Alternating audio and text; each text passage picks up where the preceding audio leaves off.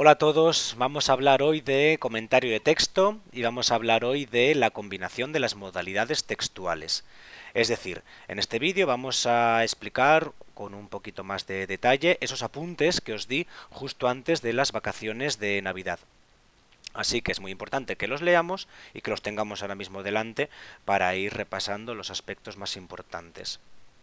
Con esta explicación podremos analizar mejor esos textos, esos discursos en los que hay una mezcla de diferentes modalidades. Vamos a recordar rápidamente que efectivamente hay cuatro modalidades textuales que nos podemos encontrar: la narrativa, la descriptiva, la expositiva y la argumentativa. Es muy frecuente que en un mismo texto, en un mismo discurso, convivan varias de esas modalidades, que haya una coexistencia de, por ejemplo, narración más argumentación en un mismo texto, o descripción más argumentación o más exposición. Todas las combinaciones que nos podamos imaginar son posibles.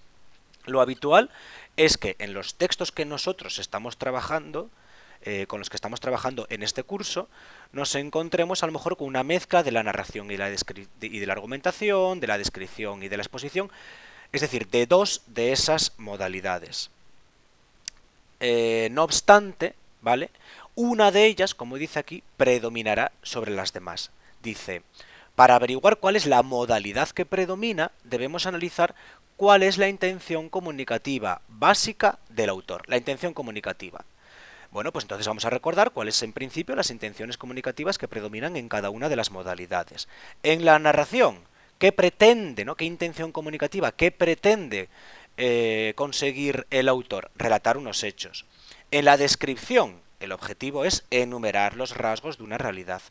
En la exposición, el emisor pretende explicar de forma objetiva una realidad o un contenido más o menos complejo para simplificarlo, para hacerlo accesible. Y después, en la argumentación, pues nos vamos a encontrar que la intención comunicativa es defender una opinión, por tanto, un punto de vista subjetivo. Así que se trata un poco de eso, se trata de intentar averiguar cuál es la intención que demuestra el autor en ese texto. Bien, entonces, en general, trucos o mecanismos que nos pueden servir a la hora de ver qué modalidad predomina. En general, las modalidades expositiva y argumentativa son más intensas y suelen prevalecer sobre la narración y la descripción. Esto quiere decir que si nos encontramos con un texto que sea expositivo y narrativo, nos tendremos que centrar más en esa dimensión expositiva del texto. O si nos encontramos con un texto que sea argumentativo y descriptivo, pues nos tendremos que centrar más en esa parte argumentativa del texto. Una vez que hemos decidido qué modalidad predomina, pues tendremos que hacer el comentario lingüístico. No solo nos centramos en la que predomina, sino que veremos también otras posibles modalidades discursivas que estén presentes y que eso tenemos que explicar cómo eso se refleja, ¿no? Cómo eso tiene unas repercusiones en la estructura del texto y, por supuesto, en los rasgos lingüísticos, ¿no? Aquí sí es cuando nos encontramos con un texto en el que haya dos modalidades, normalmente sí va a ser muy interesante analizar la estructura, ¿vale? Es decir, en esta parte del texto hay una modalidad argumentativa y en esta parte una narrativa, o la que sea, ¿no? Diciendo de dónde a dónde va cada parte y por qué. Vamos a ver un ejemplo, ¿no?, de esa mezcla de modalidades. Es un texto extraído del País. Vamos a ver qué modalidades podemos ir reconociendo. Dice: Clara tiene poco más de un mes de vida. Nació el 1 de diciembre de 2020. Cuando sea mayor podrá contar que vino al mundo en medio de una pandemia. Y no solo eso. Y no solo eso. También que cuando sus padres conocieron la noticia de su embarazo a finales de marzo de 2020, su padre había dado positivo en COVID-19 y estaba confinado en una habitación de su casa, así que no pudo ni siquiera abrazar a su madre. 9 meses después, cuando Clara estaba lista para nacer, fue su madre quien había contraído la enfermedad. Así, la pequeña nació en una habitación de hospital rodeada de trajes EPIs, hasta su padre vestía uno, y gracias al reflejo de la pantalla protectora de la matrona, su madre pudo ver cómo salía de su interior. Clara es uno de los primeros bebés considerados hijos de la pandemia. aquellos concebidos y gestados durante la crisis sanitaria global que comenzó en marzo del año pasado y que a principios de 2021 encara su tercera ola. Según UNICEF, para este año se espera que nazcan 140 millones de niños y niñas en todo el mundo. Bueno, pues nos preguntamos, si aquí entendemos que hay una mezcla de modalidades, si hay una mezcla de modalidades textuales, ¿cuáles serían las que nos encontramos en este texto? Y yo creo que nos podemos dar cuenta de que en el primer párrafo predomina una modalidad narrativa, hay un relato de hechos, ¿no? Fijémonos en los verbos en pasado o en pretéritos, como nació, estaba confinado, fue su madre. Hay un relato de hechos, hay unas referencias temporales, marzo de 2020, 1 de diciembre. Hay también unas referencias espaciales, el mundo de la pandemia, la habitación de su casa, la habitación del hospital. Y hay acciones que ocurren, nace, se contagia, da positivo. Y sin embargo, en esta segunda parte, en este segundo párrafo, creo que la modalidad cambia, porque de repente el enfoque es diferente. Ahora se ha parado ya el relato para hacer una explicación sobre pues qué es ese concepto de los hijos de la pandemia, ¿no? Los concebidos, gestados, nacidos durante la crisis, cuántos son, cuál es el periodo de tiempo, etcétera. Por tanto, podríamos decir que aquí predomina la narración y aquí predomina la exposición. Vamos entonces a hablar ahora de las dos modalidades textuales que, bueno, pues de alguna manera no hemos tocado todavía este curso y que por tanto nos podemos encontrar ahora, ¿no? Es decir, ya hemos hablado de la argumentación, ya hemos hablado de la exposición, vamos a recordar ahora cómo analizamos lingüísticamente descripción y narración, porque nos las vamos a encontrar también a veces en los textos, ¿no? En algunas partes de esos textos que comentamos. Recordamos que la descripción es la modalidad textual en la que se atribuyen cualidades, propiedades a determinados objetos, nos los podemos encontrar en la literatura, a veces combinados con narraciones, o siendo la modalidad principal, también nos lo podemos encontrar en los medios de comunicación combinados con la exposición, con la argumentación. Bueno, las posibilidades son infinitas. En la descripción predomina la función del lenguaje referencial, representativa, ¿no? Porque se trata de llamar la atención sobre el referente. Eso sí, la actitud, ¿vale?, puede ser objetiva o subjetiva. La actitud que demuestre el emisor hacia lo que está describiendo. Bueno, recordamos rápidamente los tipos de descripciones, la técnica y literaria. No me interesa mucho, nosotros nos vamos a encontrar pues más bien con descripciones literarias, aunque los textos no sean literarios, aunque sea un reportaje, una entrevista o una noticia o un artículo de opinión, ¿vale? Sí que habrá a lo mejor habrá un predominio muchas veces de esa subjetividad, de la expresión, de la función poética, eso nos lo podemos encontrar. Pero bueno, esta clasificación no me interesa mucho, me interesa mucho más esta, ¿no?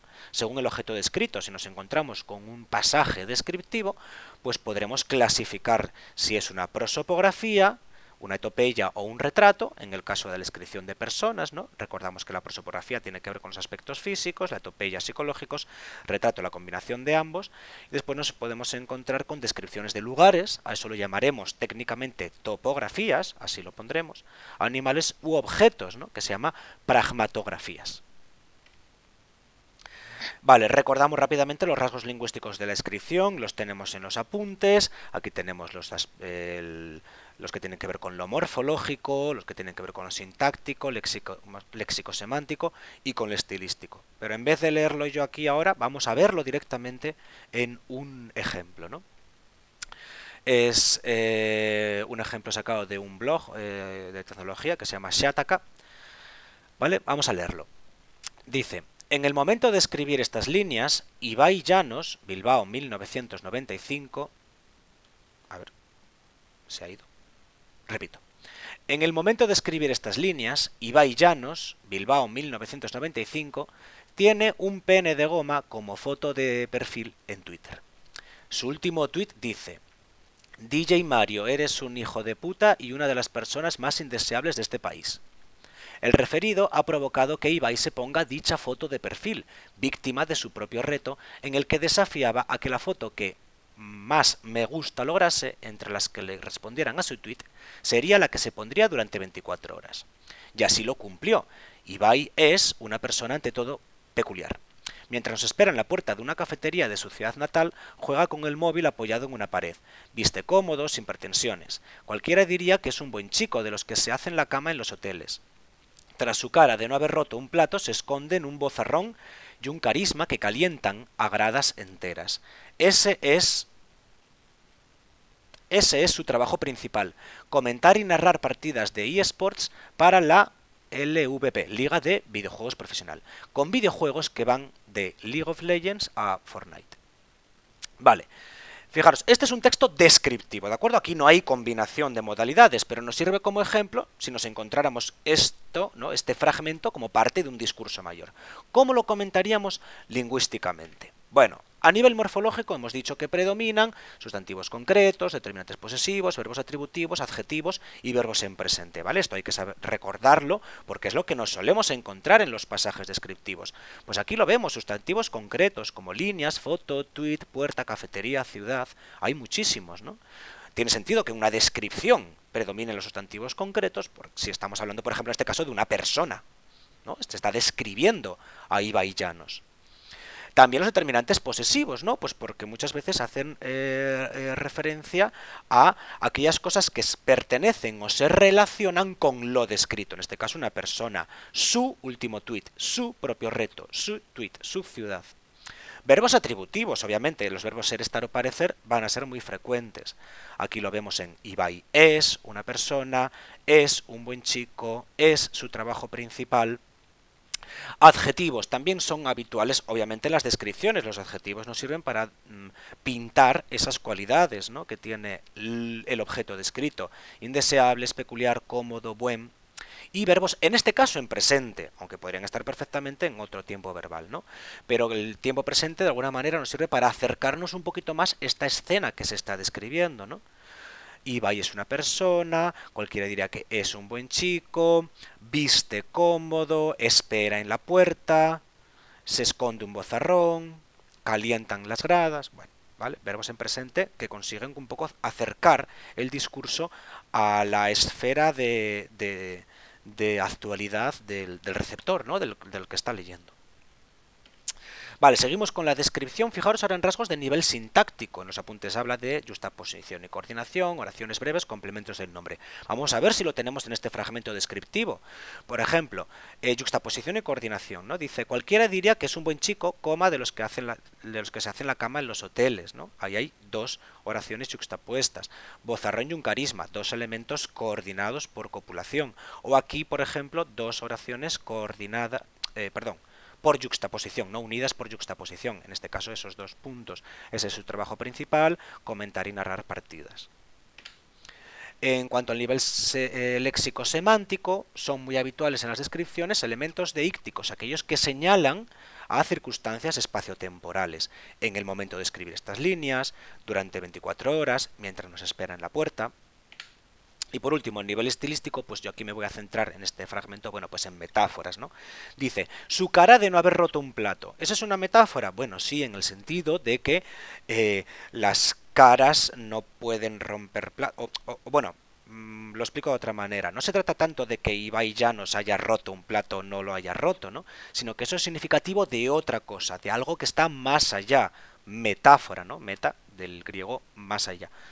Entonces, ¿qué quiere decir no haber roto un plato? Bueno, pues haber sido una persona, no sé, pues prudente, cuidadosa, sencilla, tranquila, ¿no? Que tiene esa apariencia, Ibai, pero, claro, luego dice, nada más lejos de la realidad, porque tiene un carisma que calientan a gradas enteras, ¿no?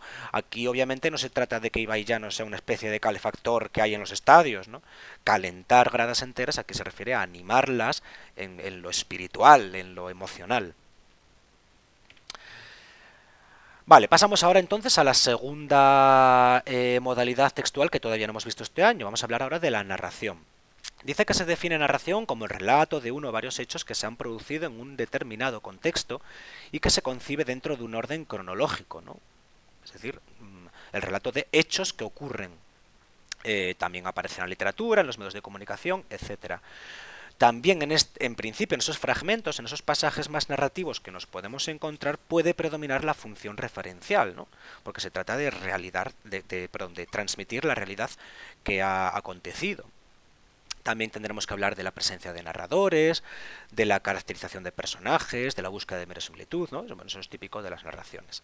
En todo caso, desde un punto de vista meramente o simplemente lingüístico, también tenemos características morfológicas, sintácticas, léxico-semánticas.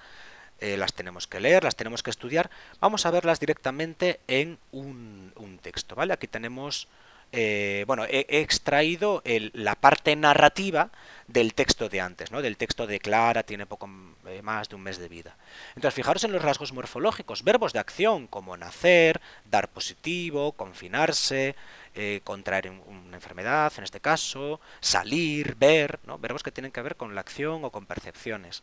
Y verbos, en este caso, ¿no? Tendremos que comentar de este texto que los verbos podrían estar en presente, pero están en diferentes tiempos verbales del pasado, en diferentes pretéritos.